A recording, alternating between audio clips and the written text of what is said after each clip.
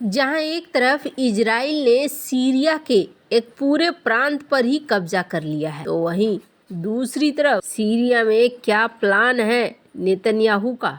और इन सब के बीच में अमेरिका ने आखिरकार अब भारत को लेकर क्यों कहा है कि अब हम सब चुनौतियों को पार कर जाएंगे, भारत हमारा अच्छा वाला दोस्त है। जियोपॉलिटिक्स में बहुत कुछ चल रहा है, हमेशा की तरह जानने को मिलेगा बहुत कुछ। आइए जानते हैं इन खबरों को विस्तार से। इजरायली सेना ने सीरिया के लगभग पूरे प्रांत पर कब्जा कर लिया है। रूसी समाचार एजेंसी स्पुतनिक ने बुधवार 18 दिसंबर को सीरियाई सूत्रों के हवाले से बताया कि कुनेत्रा प्रांत के सभी रणनीतिक पहाड़ियों और सैन्य चौकियों पर इजरायली सैनिकों की तैनाती है। बीते 8 दिसंबर को सीरियाई राजधानी दमिश्क पर विद्रोहियों के कब्जा करने के कुछ घंटे बाद ही इजराइल ने सीरिया में अभियान शुरू किया था। इजरायली सेना ने बॉर्डर का अल्फा लाइन को पार करते हुए सीरियाई हिस्से के में मौजूद बफर जोन पर कब्जा कर लिया था। इसके बाद से इजराइल लगातार सीरिया में हवाई हमले कर रहा है। स्पुतनिक की रिपोर्ट के मुताबिक इजरायली सेना ने प्रांत के 95% हिस्से पर कब्जा कर लिया है। हिजबुल्लाह से जुड़े लेबनानी मीडिया आउटलेट अल मयादीन ने दावा किया है कि इजरायली सेना का सीरिया के लगभग 440 वर्ग किलोमीटर क्षेत्र पर कब्जा हो चुका है। अभी तक इजरायली सेना ने कुनेत्रा पर कब्जे को लेकर कोई टिप्पणी नहीं की है। इसके पहले इजराइल ने कहा था कि उसने गोलन हाइट्स क्षेत्र में सीरिया की सबसे ऊंची चोटी माउंट हरमोन पर नियंत्रण स्थापित कर लिया है। मंगलवार को इजरायली प्रधानमंत्री बेंजामिन नेतन्याहू ने माउंट हरमोन का दौरा किया था। इस दौरान नेतन्याहू ने कहा कि जब तक इजराइल की सुरक्षा सुनिश्चित करने वाली कोई अन्य व्यवस्था नहीं मिल जाती है, तब तक इजराइल हरमोन में रहेगा। नेतन्याहू ने आईडीएफ को 2025 के अंत तक क्षेत्र में तैनात होने के लिए तैयार रहने को कहा। इजराइल के रक्षा मंत्री ने कहा कि इजरायली सेना सीरिया के माउंट हरमोन शिखर पर जब तक जरूरी होगा तब तक रहेगी। रक्षा मंत्री ने कहा कि माउंट हरमोन का शिखर निकट और दूर के खतरों को पहचानने के लिए इजराइल की आंखें हैं और यहाँ से हम दाईं और लेबनान में हिजबुल्लाह की स्थिति और बाईं ओर दमिश्क को आसानी से देख सकते हैं। जहां एक तरफ ये सारी चीजें चल रही है, वहीं दूसरी तरफ सीरिया की राजधानी में जब विद्रोहियों ने धावा बोला तो मौका देखकर राष्ट्रपति बशर अल असद देश छोड़कर भाग गए। उनके भागने को लेकर अब एक बड़ा दावा किया गया है। रिपोर्ट के मुताबिक बशर अल असद ने सुरक्षित रूप से देश से सुरक्षित निकलने के बदले सैन्य जानकारी दुश्मन देश इजराइल को सौंपी थी। कहा जा रहा है कि उन्होंने हथियार डिपो की जानकारी इजराइल को दी, जिसका इस्तेमाल अब इजराइल उनके ऊपर बम गिराने के लिए कर रहा है। तुर्की के अखबार हुरियत के चर्चित पत्रकार अब्दुल कादिर सेल्वी ने कहा कि एक भरोसेमंद स्रोत ने उन्हें बताया कि असद ने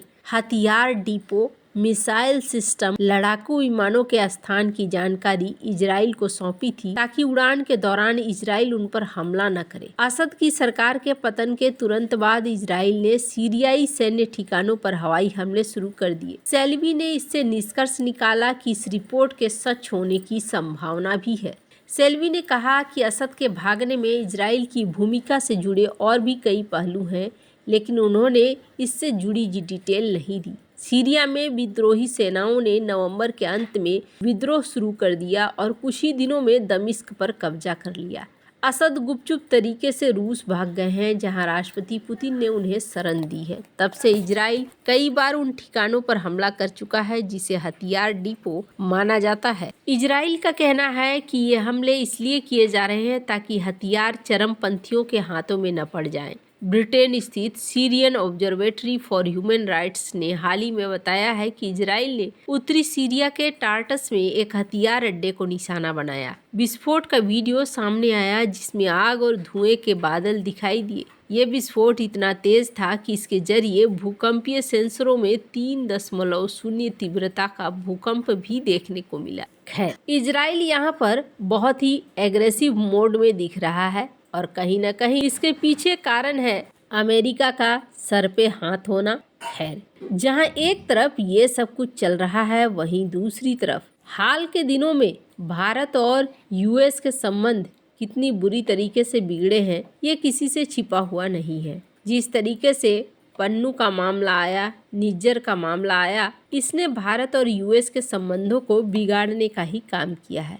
पर अब एक बार फिर से यूएस भारत के साथ रिश्तों को ठीक करना चाह रहा है। अमेरिकी विदेश विभाग के मुख्य उप प्रवक्ता वेदांत पटेल ने बुधवार को कहा कि अमेरिकी राष्ट्रपति जो बाइडेन के प्रशासन के दौरान भारत एक प्रमुख भागीदार रहा है। नवंबर के अंत में इटली में G7 में अमेरिकी विदेश मंत्री एंथनी ब्लिंकन, विदेश मंत्री एस जयशंकर के बीच हुई बैठक के बारे में पूछे जाने पर श्री पटेल ने कहा कि अमेरिका को अपने भारतीय समकक्षों के साथ घनिष्ठ साझेदारी है। भारत में हमारे समकक्षों के साथ हमारी घनिष्ठ साझेदारी है। बेशक उनमें से कई सुरक्षा मुद्दे, व्यापार मुद्दे, निश्चित रूप से वीजा सहित काउंसुलर मुद्दे भी हैं। हमने विदेश मंत्री जयशंकर के साथ उस बैठक को पढ़ा है। बाइडेन प्रशासन में हमारे कार्यकाल के दौरान भारत कई साझा मुद्दों पर हिंद प्रशांत में एक प्रमुख भागीदार रहा है और हम इस प्रशासन में अपने कार्यालय में उनके साथ काम करने के लिए तत्पर हैं। उन्होंने इस बात को कहा। श्री ब्लिंकन ने इटली के फ्यूगी में G7 बैठक के दौरान विदेश मंत्री जयशंकर से मुलाकात की थी। श्री ब्लिंकन और श्री जयशंकर ने द्विपक्षीय संबंधों को गहरा करने के लिए अमेरिका और भारत की प्रतिबद्धता को भी दर्शाया और इन्होंने कहा कि हम घनिष्ठ संबंध रखना चाहते हैं। श्री जयशंकर ने इस बात को लेकर कहा था कि हाँ, अमेरिकी विदेश मंत्री एंथनी ब्लिंकन से मिलना हमेशा अच्छा लगता है। इस बार इटली के फ्यूगी में दुनिया की स्थिति और भारत अमेरिका साझेदारी पर चर्चा की जो आगे बढ़ रही है। एक्स में अपने पोस्ट में श्री ब्लिंकन ने कहा कि जब वे एक साथ काम कर रहे होते हैं तो अमेरिका और भारत के संबंध मजबूत होते हैं। खैर, ये भी देखने को मिल रहा है कि यूएसए और भारत के बीच में अच्छे संबंध की वकालत बाइडेन प्रशासन भी कर रहे हैं और उनका भी कहना है कि हमारे बीच रिश्ते थोड़े से उलझे हैं, लेकिन अब चीजें जो है ठीक हो जाएंगी और धीरे धीरे हम अपने रिश्ते को मजबूती की तरफ ले जाएंगे। हालांकि बात करें भारत और अमेरिका में, तो भारत और अमेरिका में कई तरह के संबंध भी हैं।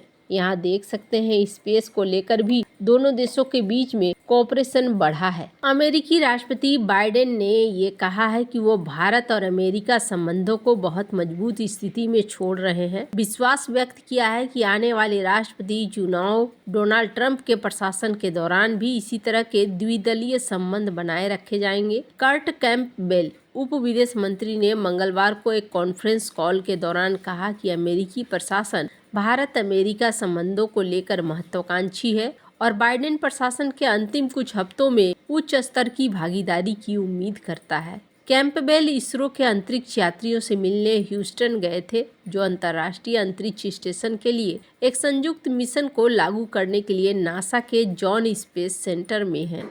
कैंपबेल के साथ principal deputy national security advisor John Finer और अमेरिका में भारतीय राजदूत विनय मोहन क्वात्रा भी शामिल हुए हैं। ये जो तस्वीर देख रहे हैं, ये तस्वीर उसी जगह की है। यहाँ पर दोनों देश आपस में सहयोग को बढ़ाने की बात कह रहे हैं। हालांकि इससे पहले इस चीज को कहा गया, भारत और अमेरिका के बीच में संबंधों को खराब करने में बाइडेन की नीतियों का भी एक बहुत बड़ा हाथ रहा है। वैसे आपको क्या लगता है, क्या भारत और अमेरिका के संबंध लंबे टर्म में सुरक्षित रह सकते हैं या फिर नहीं? कमेंट कर अपनी राय जरूर बताएं। जल्द मिलते हैं अगली वीडियो में नई खबर के साथ।